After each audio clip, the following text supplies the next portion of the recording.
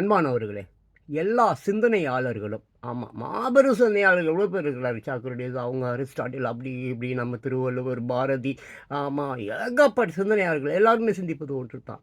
ஏன் மற்றவர்கள் சிந்திப்பது இல்லை என்பதை பற்றி தான் அவர்கள் சிந்தித்து கொண்டிருக்கிறார்கள். அதுக்கு தான் என்ன மாதிரி உள்ளவங்களை கத்தின்னு இருக்கிறாங்க. பெஞ்சமின் ஃப்ராங்க்லின் பாருங்கள், இங்கே இங்கே இருக்குது.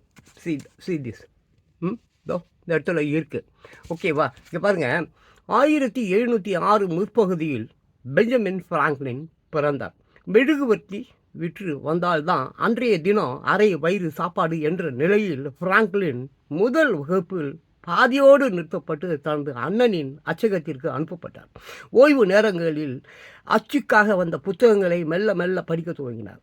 கூலி பணத்தில் பல்வேறு புத்தகங்களை வாங்கி குவித்து படிக்க துவங்கி கல்வியிலேயும் அச்சக துறையிலேயும் சிறந்து விளங்கினார்.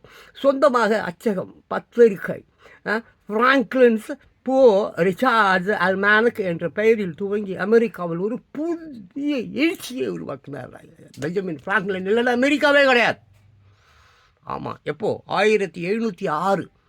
அப்போ பார்த்துக்க, 1706 பார்த்துக்க, ஒரு 150 160 வருடங்களுக்கு முன்பு அமெரிக்காவே பெஞ்சமினை போற்றி புகழுது. இன்னைக்கு கூட அடுத்ததில் பேசுகிறேன்.